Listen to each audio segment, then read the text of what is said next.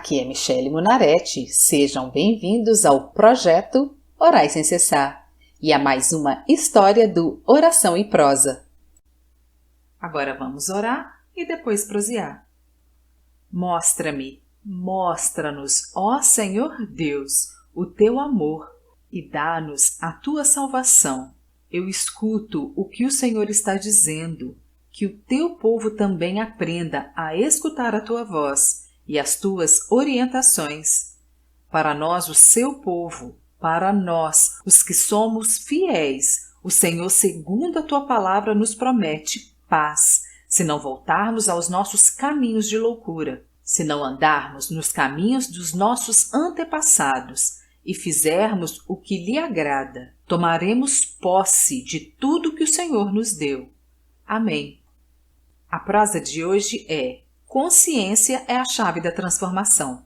Bem, apesar da prosa de hoje se basear no livro de 2 Reis, onde a história que eu vou abordar é sobre o rei Acabe e o extermínio da sua família, o texto-chave é o do livro dos Salmos, capítulo 42, versículo 7, que diz: um abismo chama outro abismo. Bem, eu vou ler 2 Reis, capítulo 10, versículos 6 e 7, que fala sobre os filhos de Acabe. Na palavra está escrito assim: ora, os filhos do rei, que eram 70, estavam com os grandes da cidade, que os criavam. Chegada a eles a carta, tomaram os filhos do rei e os mataram, 70 pessoas, e puseram as suas cabeças nos cestos, e lhes mandaram a Jezreel. Sei que é difícil acreditar e até comprovar na própria palavra do Senhor sobre heranças espirituais malignas que nos perseguem. Muitos acreditam que quando se convertem ao nosso Senhor Jesus Cristo, todas as coisas se fazem novas automaticamente, sem nenhum esforço, já que está escrito no livro de 2 Coríntios, capítulo 5, versículo 17. Assim, que se alguém está em Cristo, nova criatura é, e as coisas velhas já passaram, e eis que tudo se fez novo. Esse texto tem sido usado e defendido por muitos, por acharem que não precisam fazer absolutamente nada, e como mágica, tudo na sua vida será resolvido instantaneamente. E vejo situações de pessoas que estão nas igrejas que, se não pioram, no mínimo continuam estagnadas. Nada acontece. Os problemas com o cônjuge, filhos, problemas financeiros, continuam como antes de aceitarem a Jesus. E o pior, muitos ainda dão mau testemunho, com uma vida pior do que aqueles que não professam a mesma fé em Cristo.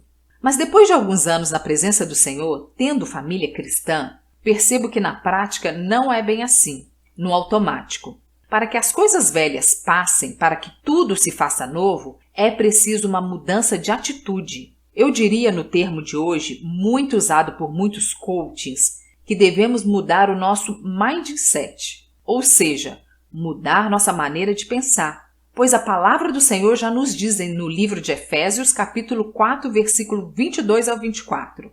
Quanto à antiga maneira de viver, vocês foram ensinados a despir-se do velho homem, que se corrompe por desejos enganosos, a serem renovados no modo de pensar e a revestir-se do novo homem, criado para ser semelhante a Deus em justiça e em santidade, provenientes da verdade. Bem, só assim as coisas velhas passam e tudo se faz novo. Levantar a mão no culto, dizer que aceita Jesus, frequentar a igreja sem realmente estar em Cristo, nada na sua vida vai fazer novo, se continuar com as práticas antigas. Devemos pensar também que os nossos pensamentos e hábitos são criados em nós ao longo da nossa vida, junto com os nossos familiares. Tendemos a ter as mesmas opiniões, gostos, visão da vida, perspectivas e etc. Tudo baseado na opinião daqueles que nos criaram e nos cercam desde a infância. E para quebrar essa cadeia de pensamentos, atitudes que vem sendo repetido por gerações, serão necessário uma comunhão com o Senhor para entender o que de fato está acontecendo e uma obediência nunca exercitada no meio da sua família anteriormente. Pois quando uma coisa começa errado, o caminho mais provável é que ela continue errada e até termine errado. Por isso, a palavra nos diz que um abismo chama outro abismo. como uma corrente com vários elos que parece não ter mais fim. Imagine você decidir então quebrar um elo para começar tudo do zero. Eu agora vou tentar explicar como Acabe foi o pior rei de Israel. Pois bem, tudo começou com um abismo. Depois que Davi se encantou por Batseba, eles adulteraram e Davi matou Urias. O filho deles, Salomão, ficou no lugar de Davi, seu pai, como rei, que também era adúltero, pois ele teve 1000 mulheres. E no livro de Deuteronômio, no capítulo 17, o Senhor dá instruções sobre os deveres de um rei. O Senhor diz assim no versículo 17: tampouco para si multiplicará mulheres, ou seja, qualquer número depois de 1 já multiplica o resultado. Salomão, adulterando com várias mulheres, começou em sua velhice a adorar outros deuses. E assim o Senhor dividiu o reino, deixando em Judá como rei o descendente de Salomão, seu filho Roboão. O adultério de Salomão o levou à idolatria e feitiçaria, confirmando a palavra que um abismo chama outro abismo. O Senhor então divide o reino no livro de 1 Reis, no capítulo 11, versículo 29, está escrito assim: saindo Jeroboão de Jerusalém, o encontrou o profeta Aías, o silonita, no caminho. Este se tinha vestido de uma capa nova e estavam sós os dois no campo. Aías pegou na capa nova que tinha sobre si, rasgou-a em 12 pedaços e disse a Jeroboão: toma 10 pedaços, porque assim diz o Senhor, Deus de Israel: eis que rasgarei o reino da mão de Salomão, e a ti darei 10 tribos. No versículo 34 está escrito assim: porém, não tomarei da sua mão o reino todo, pelo contrário, falo-ei príncipe todos os dias da sua vida, por amor de Davi, meu servo, a quem elegi, porque guardou os meus mandamentos e os meus estatutos. Mas da mão do seu filho tomarei o reino, a saber, as 10 tribos, e as darei a ti. Nesse versículo fica clara a herança espiritual que o filho de Salomão herdaria, porque o reino foi tirado das mãos dele. Quando Salomão soube que Jeroboão seria eleito rei em Israel com 10 tribos, ele tentou matar Jeroboão. No livro de 1 Reis, no capítulo 11, versículo 40, está escrito assim: pelo que Salomão procurou matar Jeroboão. Este, porém, se dispôs e fugiu para o Egito, a ter com Sisaque, rei do Egito, e ali permaneceu até a morte de Salomão.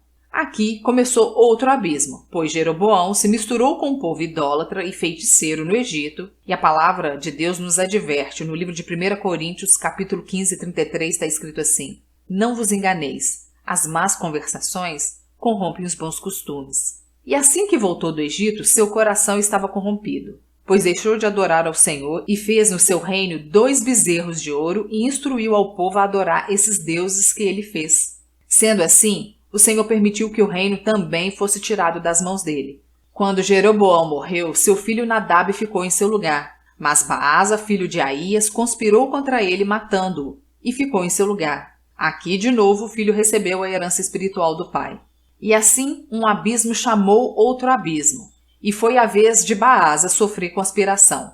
Seu filho Elá, que ficou em seu lugar, foi morto por um comandante do reino, Zimri, que ficou em seu lugar. E Elá recebeu a herança do mal feito de seu pai Baasa. E o povo de Israel, quando soube que Zimri tomara o reino, elegeram Onri, o comandante do exército, para rei de Israel. Zimri se mata e termina nele o abismo, porque nenhum descendente dele reinou em seu lugar. Quando Onri morre, o seu filho Acabe reina em seu lugar. Quando Acabe toma o trono, havia vários elos de abismo chamando outro abismo, pois a sucessão do trono depois de Jeroboão foram todos tomados à força, com morte, traição e conspiração.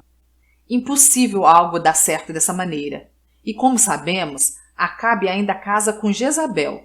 O abismo estava tão grande que não eram espíritos malignos de baixo escalão que estavam operando naquela situação. A corrente maligna estava operando com elo dobrado. Por isso, quando chegou a vez de Acabe reinar, ele ainda casou-se com uma mulher que é pior que qualquer feiticeira da época.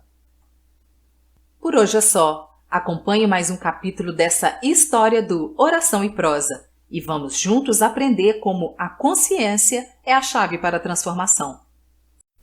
Sejam bem-vindos e acompanhem às segundas e quintas-feiras o projeto Orai Sem Cessar. Se você quer fazer um pedido de oração ou ter acesso a todas as orações escritas e aos episódios gravados, siga a página do Projeto Orai Sem Cessar no Facebook ou entre no site www.projetoraissemcessar.com. Te vejo lá!